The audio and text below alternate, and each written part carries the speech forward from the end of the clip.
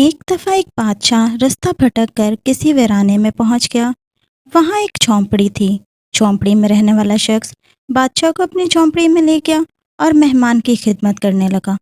وہ غریب آدمی اس بات سے بے خبر تھا کہ جس شخص کی وہ خدمت کر رہا ہے دراصل وہ اس وقت کا بادشاہ ہے، بلکہ وہ بادشاہ کو مسافر سمجھ کر خدمت میں مشغول رہا۔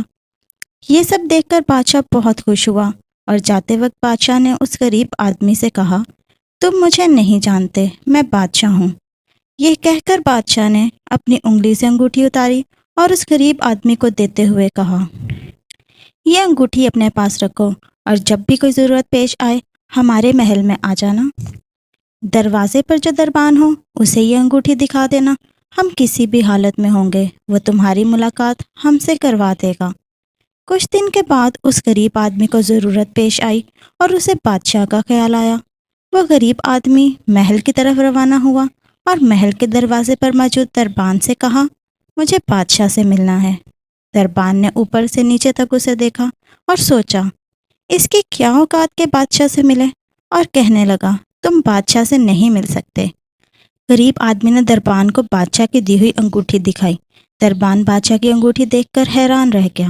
اس کے پاس بادشاہ کی مہر والی انگوٹھی تھی۔ بادشاہ کا حکم تھا، جس شخص کے پاس یہ انگوٹھی ہو اسے فوراً ہمارے پاس پہنچا دیا جائے۔ دربان اسے بادشاہ کے خاص کمرے تک لے گیا۔ کمرے کا دروازہ کھلا ہوا تھا۔ غریب آدمی نے دیکھا کہ بادشاہ دعا کے لیے ہاتھ اٹھائے نماز میں مشغول ہے۔ یہ منظر دیکھ کر غریب آدمی بادشاہ سے ملے بغیر محل سے چلا گیا۔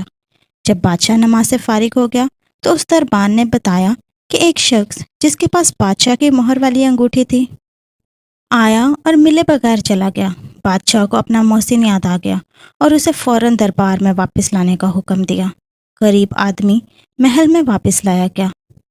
اس نے اپنے واپس جانے کی وجہ بتاتے ہوئے کہا، بادشاہ سلامت، بات دراصل یہ ہے، آپ نے کہا تھا کہ کوئی ضرورت پیش آئے تو آ جانا، ہم تمہاری ضرورت پوری کریں گے۔ مجھے ضرورت پیش آئی، میں آئی، لیکن آ کر دیکھا کہ آپ بھی کسی سے مانگ رہے ہیں۔ دل میں خیال آیا کہ بادشاہ جس سے مانگ رہا ہے کیوں نہ میں بھی اسی سے مانگوں۔ بے شک دوستو، اللہ رب العزت کے سوا کوئی حاجت روا، کوئی مشکل کشا نہیں۔ وہی ذات سب کو مشکل سے نکالنے والی اور وہی ذات دینے والی ہے۔